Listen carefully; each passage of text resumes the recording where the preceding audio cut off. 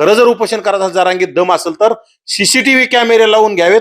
तिथं पुन्हा स्वयंसेवक जवळ नाही ठेवायचे, शासनाचे प्रतिनिधी तिथे राहतील, त्यांच्या माध्यमातून त्याला काय पाहिजे ते दिल्या जाईल आणि त्यांच्या निगराणीखाली ते आंदोलन झालं पाहिजे. अगदी जरांगीचे दुसऱ्या दिवशी हात थरथर करायला लागतील. आता मनोज जरांगेंनी मराठा समाजाची किती वेळा दिशाभूल केली हे मराठा समाजाच्या तरुणांनी त्यांना विचारलं पाहिजे. सुरुवातीला वाश येऊन सुद्धा GR आणलाय, आपल्याला सगळं मिळालंय म्हटले. त्याच्यानंतर आता पुन्हा मुंबईला जाऊन उपोषण केलं, 2-4 दिवस गोधडीतून काजू खाल्ले आणि त्याच्यानंतर पुन्हा खालील पोरायला म्हणले आता मी देऊ का होकार, देऊ का होकार, जिंकलो रे राजा हो. हे काय आहे नेमकं? जिंकलो राजा होऊन पुन्हा मग कशाला? तुम्ही जिंकलेच होते तर पुन्हा आता कशाला उपोषणाला बसायला लागले? हे फक्त स्वतःचं घर भरवण्यासाठी आणि आसपासची जी लोक आहेत हे जे आज जे मी तर काय सांगतो, त्यांनी आजच्या घडीला लाखो लोक यायला पाहिजे. जी जुन्या काळातली जी प्रसिद्धी होती त्यानुसार त्यांच्या आंतरवालीच्या आजच्या बैठकीला लाखो लोक यायला पाहिजे होते. 1000 सुद्धा लोक नसतील, म्हणजे त्याचे मुंडके जर डोके मोजले ना तर तिथं 1000 सुद्धा लोक नसतील. परंतु तिथले जे आंदोलन त्यांची जी बिडून आलेले पिलावळीत ना सगळ्या त्या पिलावळींना सगळी आयडिया माहिती. ते आंतरवाली सराटीत जाताना एक रस्ता बारीक आहे, मग तिथून इकडून गाडी लावायची, इकडून गाडी लावायची, ते रस्ता जाम झाला त्याचे व्हिडिओ तयार करायचे. आणि जरांगेकडे फक्त आता वाळू माफिया, गुटखा माफिया, दारू माफिया, मटका माफिया, जमीन हडप करणारे, कुठतरी असे लैंगिक अत्याचार करणारे ज्यांच्यावर गुन्हे येतं यांच्या आडून त्यांचं कुठतरी रक्षण करण्यासाठी जरांगीच्या आसपास थांबणारी टोळी. आणि त्याच्यानंतर जे युट्यूबर्स आहेत म्हणजे ते कुठतरी असे वाईट भाषा वापरणारे युट्यूबर आहेत आणि कुठं फेसबुकच्या माध्यमातून पैसे कमावणारे, युट्यूबच्या माध्यमातून पैसे कमावणारे लोकांची टोळी ही मिळून सगळे 500-1000 लोक येतात. याच्या पलीकडे समाजाला सगळ्याला माहित झालं की जरांगे फसवतोय. जरांगेनी 2 वेळा सांगितले की आपल्याला पाहिजे ते दिलंय, एकनाथ शिंदे साहेबांनी आपल्याला पाहिजे ते दिले, नंतर पुन्हा येऊन पुन्हा नौटंकी सुरू केली. त्याच्यानंतर पुन्हा तिथं जाऊन जिंकलो रे राजा म्हटले, पुन्हा आता तेच सुरू केलंय. आणि कुठतरी स्वतःच्या कार्यकर्त्याला करोडो रुपयाचे काम मिळवण्यासाठी पाठीमाग त्यांच्याच कार्यकर्त्याला आपले विखे पाटलाच्या माध्यमातून 900-950 कोटीचं काम कुठतरी जलसिंचन विभागातलं त्यांनी मिळवलेलं आहे. आता पुन्हा काहीतरी कामं बिमं मिळत नसतील म्हणून पुन्हा आदळापड सुरू कामं मिळवण्यासाठी त्या कार्यकर्ते खुश ठेवण्यासाठी चाललेला हा खाटाटोपे. आणि राहिला विषय, राज्यामध्ये सध्या एकनाथ शिंदे मुख्यमंत्री नाहीत. ज्या वेळी एकनाथ शिंदेला काहीतरी पाहिजे असेल तर एकनाथ शिंदे मग काहीतरी असा नवीन स्टंट करतात. एकनाथ शिंदेनी जरांगेच्या खांद्यावर बंदूक ठेवून चाललेला हा कारभार आहे. कारण ज्या वेळी एकनाथ शिंदेचे मंत्री जरांगेला येऊन भेटतात त्यानंतर जरांगेला चावी मिळते आणि जरांगे आंदोलन करण्याची भाषा करतोय. जरांगेच गोधडीत झोपलेला होता, चांगला शांततेत होता. परंतु आता उदय सामंत 15-20-25 दिवसापूर्वी उदय सामंत येऊन गेले की लगेच जरांगे आता मी पत्रकार परिषद घेणार, आता पण आंदोलन करणार, आम्ही असं करू, आम्ही तसं करू. म्हणजे कुठतरी एकनाथ शिंदेला मुख्यमंत्री पदासाठी एकनाथ शिंदे हे सरकार अस्थिर करण्याचं काम सुरू आहे. आम्हाला ते सरकार पाडलं तर आम्हाला त्याच्याशी घेणं देणं नाही, परंतु एकनाथ शिंदेच्या माध्यमातून ओबीसीचं वाटोळं करायचं आणि जरांगेला कुठतरी प्रेशर करू, जरांगेला चावी देऊन ओबीसीच्या विरोधात गरळ वकालावाची, ओबीसीचं अस्तित्व संपवण्यासाठी चाललेला खटाटोपे. एकनाथ शिंदेला मुख्यमंत्री होण्यासाठी आमच्या शुभेच्छा आहेत, त्यांना ते मुख्यमंत्रीपद लकलाप. परंतु एकनाथ शिंदेने आता ओबीसीचं वाटोळं करणं जरा थांबवलं पाहिजे. कारण तत्कालीन मुख्यमंत्री त्यावेळेस मुख्यमंत्री असताना सुद्धा एकनाथ शिंदेने जरांगेला पाहिजे ते GR काढले आणि त्यावेळेस खोट्या हाताने खाडाखोड केलेल्या कुणबी नोंदी मार्फत, बोगस नोंदी मार्फत लाखो कुणबी प्रमाणपत्र वाटप करून ओबीसीचं राजकीय हत्या करण्याचं काम एकनाथ शिंदेच्या डोक्यावरच येते पाप, ते दुसऱ्या कोणाच्या नाही. आता हैदराबाद गॅजेटेच्या नुसार समजा 1000 कुणबी प्रमाणपत्र निघलेत, परंतु त्यापूर्वीच एकनाथ शिंदेच्या काळात लाखो कुणबी प्रमाणपत्र वाटप झालेत.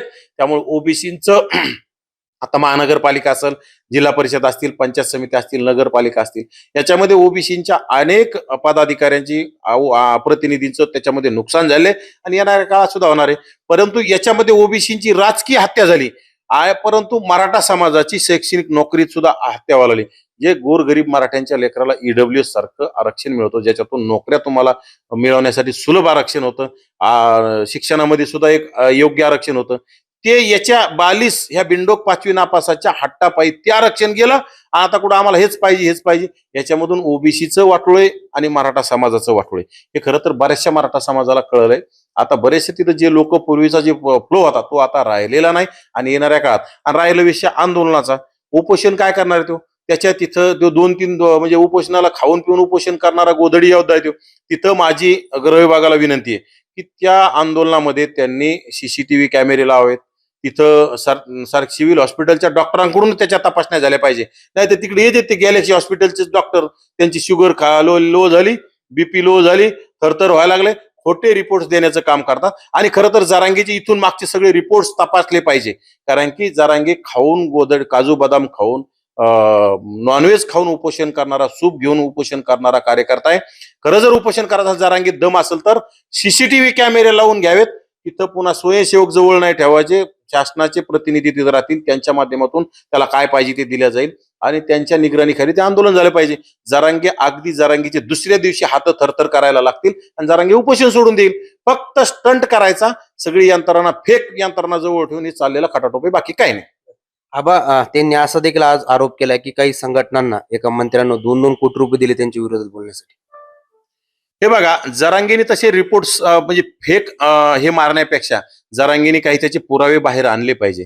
आणि जरांगीने खरं तर त्यांचा तो जुना सहकारी कोपर्डी प्रकरणातला अमोल खुले त्यांना चॅलेंज करतो की तुम्ही नार्को टेस्टला का तयार होत नाही, नार्को टेस्ट दोघांची कराय. आज सुद्धा त्यांनी चॅलेंज केले. त्या गरीब मराठा समाजाच्या लेकराचं जरांगीने वाटोळ केलं, तर विनाकारण त्याला जेलमध्ये जावं लागलं.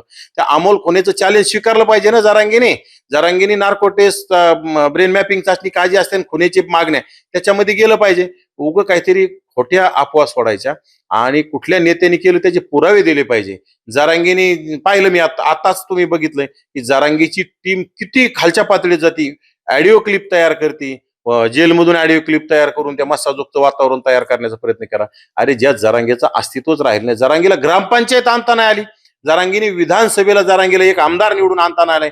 ज्या आमदारांनी राजेश टोपेंनी त्याचं आंदोलन उभा करून दिलं, जो माणूस गेल्या अनेक वर्षापासून 18 पगड जातीतील 12 बलुतेदार 18 आलो तर ओबीसीच्या जीवावर 25 वर्ष आमदार आणि माझ्या मते 17-18 वर्ष मंत्री असणाऱ्या माणसाला जरांगीच्या नादी लागल्यामुळं घरी जावं लागलंय.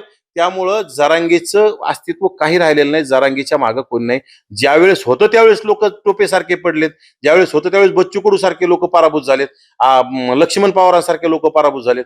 राज्यामध्ये 39 आमदार ओबीसीचे वाढले जरांगीच्या आंदोलनामुळे आणि मराठा समाजाचे 18 आमदार कमी झाले. हे जरांगीचं सगळं फेक नेरेटिव्ह. बाकी काहीतरी जरांगे आता काहीतरी वल्गना करीन, फक्त कोणाचे. आणि जरांगीने सुपारीच घेतलेली ना वेळोवेळी. पाठीमाग मुंबईला जायचं टायमाला लातूरमध्ये प्रताप सरनाईक काय येऊन भेटले शिंदे गटाचे आमदार जरांगीला, त्यावेळेस बी त्यांनी खोके जाणून दिले असतील ना. आज 15-20 दिवसापूर्वी उदय सामंतच काय येऊन गेले. पूर्वी आंदोलन होतं तेव्हा तत्कालीन मंत्री संदीपान भुमरे असतील, संजय शिरसाट असतील, असे अनेक मंत्री तिथं येऊन, गुटखा खाणारा मंत्री शंभूराज देसाई, असे अनेक मंत्री येऊन तिथं खोके देऊन जरांगीचं आंदोलन सुरू करण्याचं काम करतात. रायरा सायरा शरद पवार गटाचे काही आमदार, खासदार त्याला रसद देण्याचं काम करतात. त्यांच्या जीवावर चाललेलं आंदोलन आहे. हे काय असतं, जरांगे दुसऱ्याला आपण काय चालतं त्याच्या माध्यमातून जरांगीच्या त्या चष्म्यातून पाहत असेल.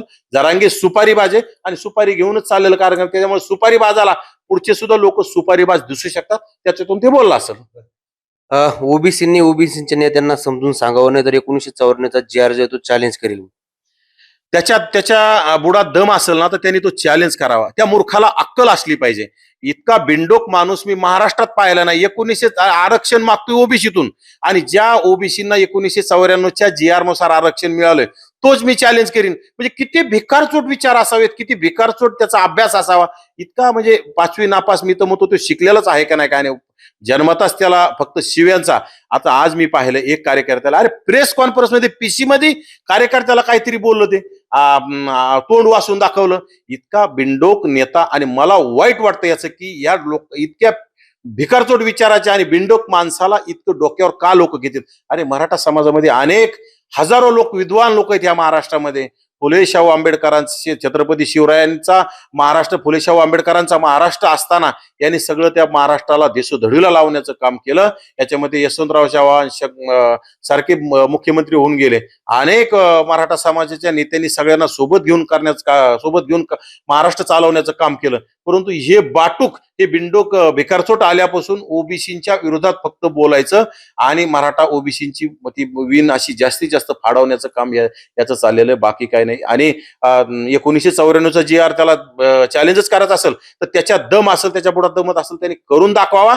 त्याला नक्कीच मराठा समाजातले लोकच बुटाडाने हाणतील. ओबीसीने त्याला काही बोलायची गरज नाही. त्याच्यात दम असेल आणि त्याच्यात त्याला चॅलेंज द्यायचं असेल, त्याच्यात जर त्याला काही मिळत असेल तर नक्की त्यांनी दिलं पाहिजे. त्याला त्याच्या शुभेच्छा आहेत, परंतु अक्कल असली पाहिजे, एवढं मला बोलता येते.